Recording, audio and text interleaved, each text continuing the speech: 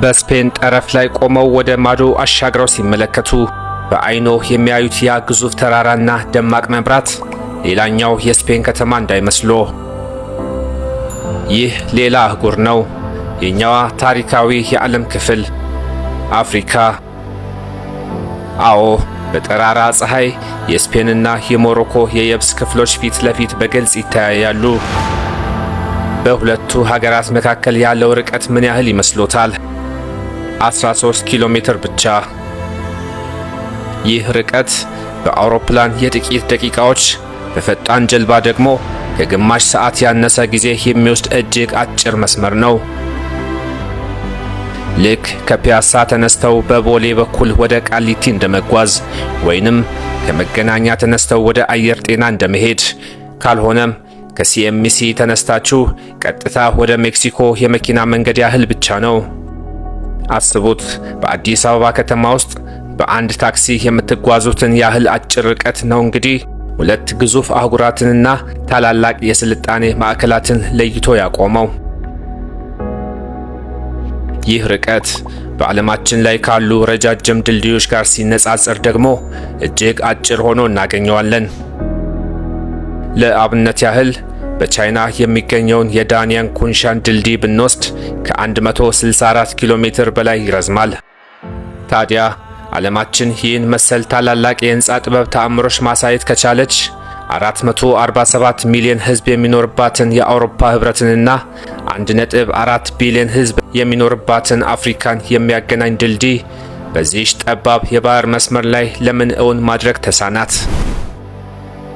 ሰዎች ማዶ ለማዶ እየተያዩ ለምን መኪናቸውን እየነዱ መሻገሪያ ድልድይ ሊኖራቸው አልቻለም? ይህ ጥያቄ እንዲሁ ተራ የኢንጂነሪንግ እንቆቅልሽ አይደለም። ከጀርባው የጂኦፖለቲካ ሴራዎች፣ በምድር ውስጥ የሚገኙ ግዙፍ አለቶች፣ በቢሊየን የሚቆጠሩ የነዳጅ በርሜሎች ፍሰትና የዘመናት የታሪክ ጠባሳዎች ተሸክሟል። ዛሬ በዚህ ዘጋቢ ፊልማችን ይህንን ዓለምን ያደናገረ ሚስጥር በጥልቀት እንዳስሳለን። የሰው ልጅ የቴክኖሎጂ ተአምር ሰሪነት ለምን በዚህ ቦታ ላይ እጁን ሰጠ?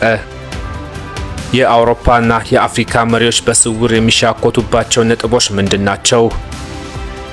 የጂብራልታር መተላለፊያ የዓለም ኢኮኖሚ የልብ ትርታ የሆነውስ እንዴት ነው? እስከ መጨረሻው አብራችሁን ቆዩ።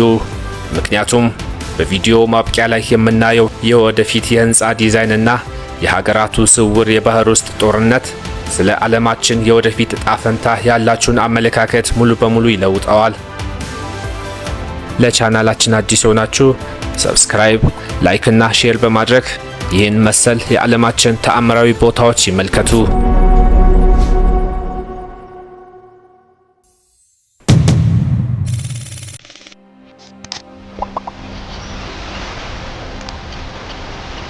የጂብራልታር ወሽመጥ በጥንቶቹ ግሪኮችና ሮማውያን ዘንድ ሪተም ሄርኩሌም ተብሎ ይጠራ ነበር። በጥንቱ ዘመን የሰው ልጅ ከዚህ ወሽመጥ ባሻገር ያለው ዓለም ገደልና ጨለማ ነው ብሎ ያምን ስለነበረ ይህ ቦታ የዓለም መጨረሻ ተደርጎ ይወሰድ ነበር። ይሁን እንጂ ዛሬ የምናውቀው እውነታ ፍጹም ተቃራኒ ነው። ይህ ወሽመጥ የአትላንቲክ ውቅያኖስና የሜዲተራኒያን ባህርን የሚያገናኝ ብቸኛው ተፈጥሯዊ የውሃ መስመር ነው። የወሽመጡ አጠቃላይ ርዝመት 57 ኪሎ ሜትር አካባቢ ነው። ነገር ግን በስፔኗ ፖይንት ማሮኪና በሞሮኮዋ ፖይንት ሲረስ መካከል ያለው ርቀት ሲለካ እጅግ ጠባብ ወደ ሆነው 13 ኪሎ ሜትር ዝቅ ይላል። የውሃው ጥልቀት በአማካኝ 365 ሜትር ያህል ነው። ይህ ጥልቀት በትላልቅ መርከቦች ምቹ ቢሆንም ድልድይ ለመገንባት ለሚያስብ መሐንዲስ ግን የመጀመሪያው ትልቁ ቅዠት ነው። የጂብራልታር ወሽመጥ በታሪክም ሆነ በዘመናዊው ዓለም የንግድ መስመር ውስጥ ወደር የለውም። የሜዲተራኒያን ባህር ከውቅያኖስ ጋር የሚያገናኝ ብቸኛው የተፈጥሮ በር በመሆኑ በዓለም ላይ ካሉ እጅግ ንቁና ሥራ ከበዛባቸው የባህር መተላለፊያዎች አንዱ ነው። ይህ የውሃ መስመር ምን ያህል አስፈላጊ እንደሆነ ለመረዳት በየዓመቱ የሚተላለፉትን የመርከቦች ቁጥር ማየት በቂ ነው። በየዓመቱ ከ100 ሺህ በላይ ግዙፍ የጭነትና የነዳጅ መርከቦች በጂብራልታር ወሽመጥ በኩል ያልፋሉ።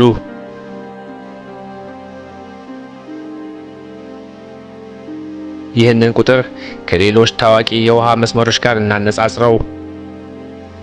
የፓናማ ቦይ በአትላንቲክና በፓሲፊክ ውቅያኖስ መካከል በዓመት 14000 መርከቦችን ያስተናግዳል። የሱዌዝ ካናል በአውሮፓና ኤሽያ መካከል በዓመት 20000 መርከቦችን ያስተናግዳል። የጂብራልታር ወሽመጥ ግን በዓመት ከ100,000 በላይ መርከቦች።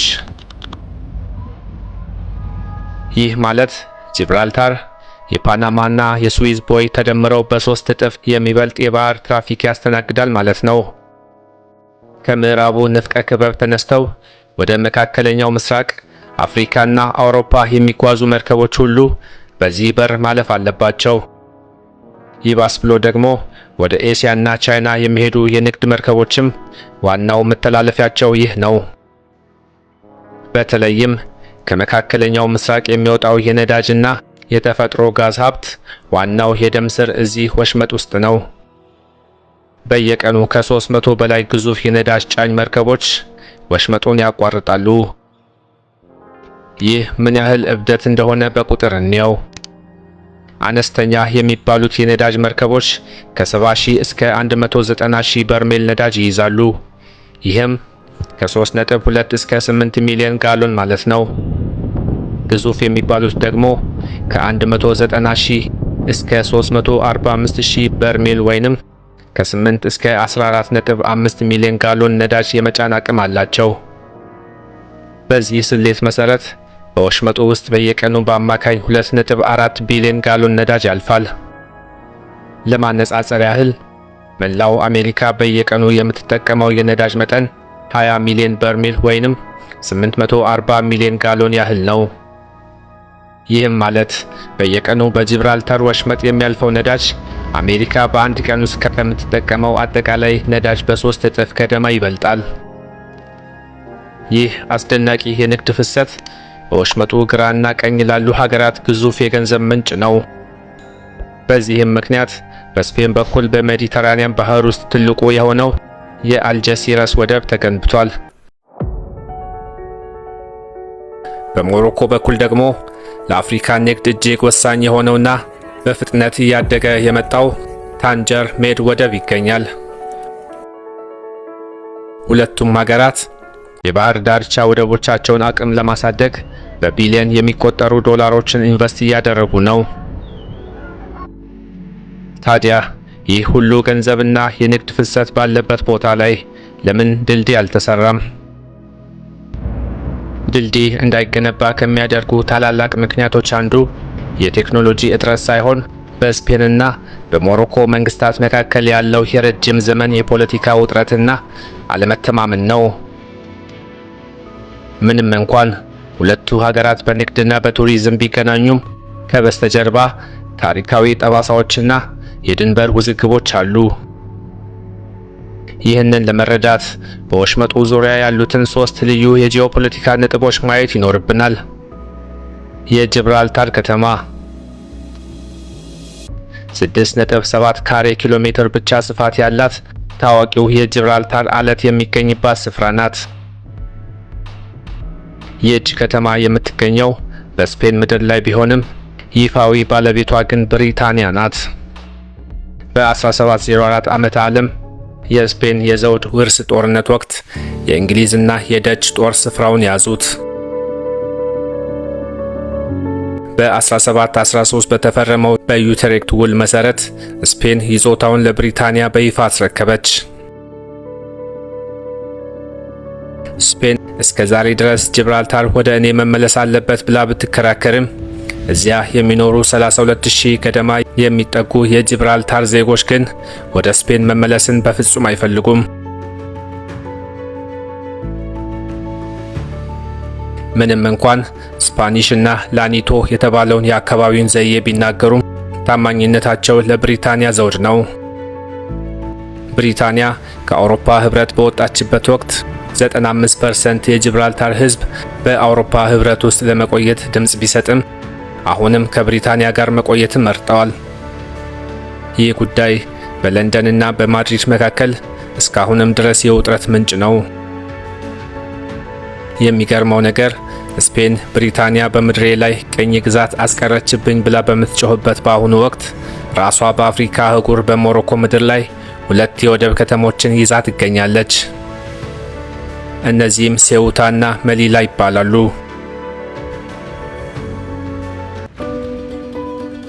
በ1912 በፈረንሳይና በስፔን መካከል በተደረገ ስምምነት ሞሮኮ በቅኝ ግዛት ስር ስትወድቅ ስፔን ሰፊ የሞሮኮን ክፍል ተቆጣጥራ ነበር።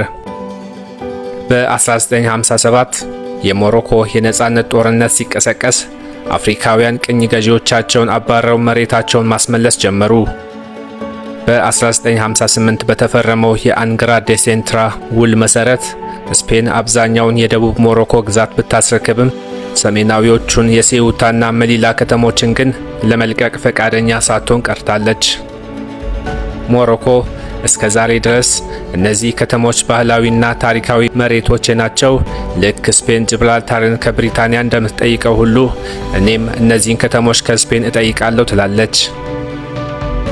ስፔን በበኩሏ እነዚህ ከተሞች ለዘመናት በቁጥጥር ስር ስለነበሩ ከስፔን የማይነጠሉ ክፍሎች ናቸው ስትል ትከራከራለች።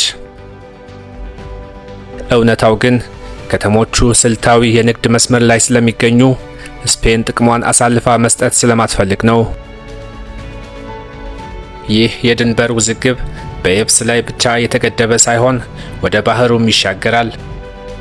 የተባበሩት መንግስታት የባህር ሕግ ኮንቬንሽን የጂብራልታር ወሽመጥን እንደ ዓለም አቀፍ መተላለፊያ መስመር ቢፈረጀውም ስፔንና ሞሮኮ በደቡብ ምስራቅ የውሃ ክልል ላይ የእኔነት ጥያቄ ያነሳሉ። ስፔን የሴውታ ከተማን በመጠቀም በሞሮኮ ጠረፍ ላይ ያለውን ባህር የራሷ ለማድረግ ስትሞክር፣ ሞሮኮ ደግሞ ከተማዋ ራሷ የኔ ስለሆነች ውሃውም የኔ ነው ትላለች። በሌላ በኩል ብሪታንያ ከጂብራልታር ጠረፍ 3 ኖቲካል ማይልስ ውሃ የኔ ነው ስትል ስፔን ይህንን አትቀበልም። እንዲህ አይነት የጥቅምና የድንበር ሽኩቻ ባለበት ቀጠና ላይ በቢሊዮን የሚቆጠሩ ዶላሮች የሚጠይቅ የጋራ ድልድይ ለመገንባት በጠረጴዛ ዙሪያ መቀመጥ ፍጹም የማይታሰብ ሆኖ ቆይቷል። አንድ ትልቅ ፕሮጀክት ሲታሰብ የመጀመሪያው ጥያቄ የፈሰሰው ገንዘብ ይመለሳል ወይ የሚለው ነው። የጂብራልታር ድልድይ ግንባታ ከ5 ቢሊዮን እስከ 20 ቢሊዮን ዶላር ሊጠይቅ እንደሚችል ይገመታል። ይሁን እንጂ ይህን ያህል ገንዘብ አውጥቶ ድልድይ መገንባቱ የሚያስገኘው የኢኮኖሚ ጥቅም እዚህ ገባ የሚባል አይደለም። ይህ ለምን ሆነ? ምክንያቱም በአሁኑ ወቅት በአውሮፓና በአፍሪካ መካከል ያለው የሰዎችና የዕቃዎች ፍሰት ለማስተናገድ አማራጭ መንገዶች አሉ። በየዓመቱ ከ5 ሚሊዮን በላይ መንገደኞች በጀልባ ወሽመጡን ያቋርጣሉ። በአውሮፕላን መጓዝ ለሚፈልጉም ጥቂት ደቂቃዎች ብቻ ነው የሚወስደው። ይህንንም በንጽጽር እንየው። በእንግሊዝና በፈረንሳይ መካከል የተገነባው ቻናል ዋሻ በ14.5 ቢሊዮን ዶላር ወጪ የተገነባ ሲሆን በየዓመቱ ከ20 ሚሊዮን በላይ መንገደኞችን ያስተናግዳል። እዚያ ላይ ኢንቨስትመንቱ ትርጉም አለው። በጂብራልታር ግን የህዝብ ፍሰቱ ያን ያህል ከፍተኛ አይደለም። ዕቃዎችን ከማጓጓዝ አንጻርም ቢሆን በባህር ላይ በትላልቅ መርከቦች ዕቃ ማጓጓዝ እጅግ በጣም ርካሽ ነው። ርቀቱ ከ10 ማይልስ በታች በመሆኑ መርከቦች በአጭር ጊዜ ውስጥ ዕቃዎችን ማድረስ ይችላሉ። ስለዚህ ለስፔንና ለሞሮኮ መንግስታት ድልድይ መስራት ተጨማሪ የኢኮኖሚ ሸክም እንጂ ትርፍ ሊሆን አይችልም። ሌላው ምሳሌ የዴንማርክና የስዊድን ሀገራት የሚያገናኘው የኦሬሰንድ ድልድይ ነው። ለመገንባት 4 ቢሊዮን ዶላር ገደማ የፈጀ ቢሆንም መጀመሪያ ላይ የታሰበውን ያህል የኢኮኖሚ እድገትና ገቢ አላመጣም። ስለዚህ መንግስታት እንዲህ አይነት አደገኛና ረጅም ጊዜ የሚወስዱ ግንባታዎችን ከመጀመራቸው በፊት ቆም ብለው ያስባሉ። በአሁኑ የቴክኖሎጂ ዘመን ድልድዩን መስራት በራሱ አይቻልም ማለት አይደለም። ቀደም ብለን እንዳየነው ቻይና ከ100 ማይልስ በላይ የሚረዝሙ ድልድዮችን ሰርታለች። ነገር ግን የጂብራልታር እውነተኛው የኢንጂነሪንግ ፈተና ያለው ድልድዩን የንግድ መርከቦች በማይረብሽ መልኩ እንዴት መገንባት ይቻላል በሚለው ላይ ነው። አንድ መሐንዲስ ድልድዩን መስራት ቢፈልግ ለምሳሌ 19 ኪሎ ሜትር ርዝመት ያለው ድልድይ ቢያቅድ የመጀመሪያው ፈተና የሚሆነው የመርከቦች ፍሰት ነው። በየቀኑ በመቶዎች የሚቆጠሩ መርከቦች ስለሚያልፉ ተነቃይና ተጠቂ ድልድይ መስራት ፈጽሞ አይቻልም። ድልድዩ መርከብ ባለፈ ቁጥር የሚነሳ ከሆነ በቀን ውስጥ 24 ሰዓት ተነስቶ ሊቀር ይችላል። ይህም በመኪና መንገዱ ላይ ለብዙ ማይሎች የሚረዝም የትራፊክ መጨናነቅ ይፈጥራል። አሽከርካሪዎች መኪናቸው ውስጥ ተቀምጠው ማህበራዊ ሚዲያ እያዩ ወይም መጽሐፍ እያነበቡ ለሰዓታት መቆየት ይኖርባቸዋል። ስለዚህ ብቸኛው አማራጭ መርከቦች ከስሩ በነፃነት የሚያልፉበት እጅግ በጣም ረጅምና ከፍተኛ ከፍታ ያለው ድልድይ መስራት ነው። በዓለማችን ላይ ያሉ ግዙፍ የጭነት መርከቦች ለምሳሌ የኤቨርግሪን ኤ ክላስ መርከቦችን ብንወስድ ቁመታቸው ከ30 ሜትር በላይ ነው። ምንም እንኳን አብዛኛው የመርከቡ አካል በውሃ ውስጥ ቢሆንም ከውሃው በላይ ያለው ክፍል እጅግ ከፍተኛ ነው። የሚገርመው ደግሞ መሐንዲሶች በየዓመቱ ይበልጥ ግዙፍ የሆኑ መርከቦች እየነደፉ ነው። ስለዚህ ድልድዩ ከተሰራ በኋላ በየጊዜው ቁመቱን ማስተካከል ስለማይቻል ድልድዩ ከባህሩ ጠለል ቢያንስ ከ100 እስከ 200 ጫማ ከፍ ብሎ መገንባት ይኖርበታል። ይህንን ያህል ከፍታ ያለውና 8 ማይልስ የሚረዝም ድልድይ በባህር ላይ መገንባት ደግሞ ለአውሮፕላን ማረፊያ የሚያስፈልገውን ያህል ሰፊና ጠንካራ መዋቅር ይጠይቃል። አሁን ወደ ትልቁና እጅግ አስፈሪው ምክንያት ደረስን። ድልድዩ ከአትላንቲክ ውቅያኖስ የሚነሱትን ኃይለኛ አውሎ ነፋሶችና ማዕበሎች እንዲቋቋም ተደርጎ ሊሰራ ይችላል። ነገር ግን ትልቁ አደጋ ያለው ከአየር ንብረቱ ሳይሆን ከምድር በታች ነው። የትምህርት ቤት የሳይንስ ክፍለ ጊዜን የምታስታውሱ ከሆነ የምድር ውጫዊ አካል ቴክቶኒክ ፕሌቶች በሚባሉ ግዙፍ ተንቀሳቃሽ አለቶች የተገነባ መሆኑን ታውቃላችሁ። እነዚህ አለቶች እርስ በርሳቸው በሚገናኝበት መስመር ላይ ከፍተኛ የሆነ የምድር ውስጥ እንቅስቃሴና የመሬት መንቀጥቀጥ ይፈጠራል። የሚያሳዝነው ግን የአፍሪካና የአውሬዥያ ቴክቶኒክ ፕሌቶች በትክክል የሚገናኙት እዚህ በጂብራልታር ወሽመጥ ውስጥ ነው። በዚህ ቦታ ላይ የአዞሪስ ጂብራልታር ትራንስፎርም ፎልት የተባለው የምድር ስንጥቅ ወሽመጡን ለሁለት ይከፍለዋል። ትራንስፎርም ፎልት ማለት ሁለቱ ግዙፍ አለቶች ጎን ለጎን እርስ በርስ የሚተሻሹበት ቦታ ማለት ነው። ይህ ደግሞ አካባቢውን ለከፍተኛ የመሬት መንቀጥቀጥ ተጋላጭ ያደርገዋል። እዚህ ቦታ ላይ የሚሰራ ማንኛውም ድልድይ እጅግ ከፍተኛ የሆነ የመሬት መንቀጥቀጥን የመቋቋም አቅም ሊኖረው ይገባል። ምክንያቱም የመሬት መንቀጥቀጥ መከሰቱ የማይቀር ነው። ጥያቄው መቼ ይከሰታል የሚለው ብቻ ነው። ለታሪክ ማጣቀሻ ያህል የ1755ቱ የሊዝበን መሬት መንቀጥቀጥ በሬክተር ስኬል ከ8.5 እስከ 9 ይደርሳል ተብሎ የሚገመተው ይህ ቀውስ በፖርቹጋል፣ ስፔን እና ሞሮኮ ላይ ከፍተኛ ውድመት አድርሷል። የ1960ው የአጋዲር መሬት መንቀጥቀጥ 5.7 በሬክተር ስኬል ተመዝግቦ የሞሮኮን ከተማ ሙሉ በሙሉ አውድሟል። በዓለም ላይ ያሉ ሌሎች ድልድዮችና ዋሻዎች ለምሳሌ የቻናል ዋሻ እንዲህ አይነት ንቁ የምድር ውስጥ ስንጥቅ ላይ አልተገነቡም። የጂብራልታር መልክዓ ምድር ግን ያልፈነዳ ፈንጂ ላይ እንደመቀመጥ ነው። ድልድዩ ካልተሳካ ዋሻስ መቆፈር አይቻልም ይሆን? ይህ ሐሳብ አዲስ አይደለም። ገና በ1930ዎቹ ስፔን በባህር ስር የሚሄድ የባቡርና የመኪና ዋሻ ለመስራት አቅዳ ነበር። ነገር ግን በወቅቱ የተደረገው ጥናት እንደሚያሳየው የባህሩ አለት እጅግ በጣም ጠንካራ ከመሆኑ የተነሳ የዚያ ዘመን ማሽነሪዎች ሊሰብሩት አልቻሉም። በ1980ዎቹ ስፔንና ሞሮኮ በድጋሚ ለውይይት ተቀምጠው በ2003 የባቡር ዋሻ ለመስራት ተስማሙ። የባቡር ሀዲዱን ስፋት 1435 ሚሜ ለማድረግም ወሰኑ። ነገር ግን ሁለቱ ሀገራት የራሳቸውን የውስጥ ሀዲዶች ወደዚህ ስታንዳርድ ቀይረው እስኪያጠናቅቁ ድረስ ፕሮጀክቱ እንዲቆም ተደረገ። በ2008 በተደረገው አዲስ የጂኦሎጂ ጥናት የወሽመጡ አጭር መስመር ወይንም የ8 ማይልሱ ቦታ ዋሻ ለመስራት ፍጹም አመቺ እንዳልሆነ ታወቀ። ጭቃማው አፈርም ሌላኛው ፈተና ሆነ። ስለዚህ መሐንዲሶቹ ዋሻው ከተባለው ቦታ ወጣ ብሎ በታሪፋና በታንጀር መካከል እንዲሆን መከሩ። ይህም ማለት ዋሻው በውሃ ስር የሚጓዝበት ርቀት ወደ 23 ኪሎ ሜትር ያድጋል። አጠቃላይ የዋሻው ርዝመት ደግሞ 34 ኪሎ ሜትር ይሆናል።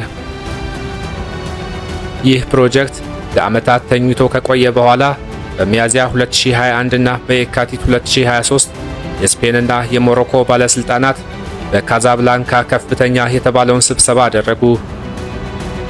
ለዚህ መነቃቃት ምክንያት የሆነው ብሪታንያ በጃንዋሪ 2021 ከጂብራልታር ተነስቶ በቀጥታ ወደ ታንጀር የሚገባ የራሷን ዋሻ ለማጥናት ማቀዷ ነበር።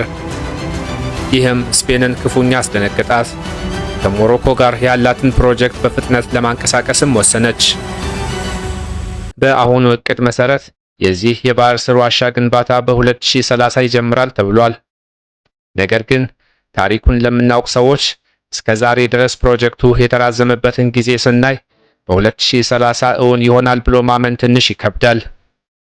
ምንም እንኳን ችግሮቹ ግዙፍ ቢሆኑም የሰው ልጅ ምናብ ግን ገደብ የለውም። የጥንቶቹ ሮማውያን ከዚህ ባሻገር ምንም የለም ብለው የሰየሙት የጂብራልታር ወሽመጥ ዛሬም ቢሆን የሰውን ልጅ የቴክኖሎጂ አቅምና ትዕግስት እየተፈታተነ ይገኛል። ሁለት አህጉራትን ያራረቀው ይህ 8 ማይልስ የውሃ መስመር የዓለማችንን የፖለቲካ ሽኩቻ፣ የጂኦሎጂ ስጋትና የኢኮኖሚ እውነታ ቁልጭ አድርጎ የሚያሳይ መስታወት ነው።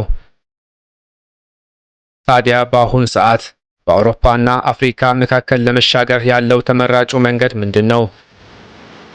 ምላሹ ያው የጥንቱ መንገድ ነው የሚል ነው። በጀልባና በመርከብ መጓዝ። የሰው ልጅ ይህንን ወሽመጥ በታሪኩ ሁሉ ሲሻገርበት በነበረው መንገድ ዛሬ መጓዙን ቀጥሏል።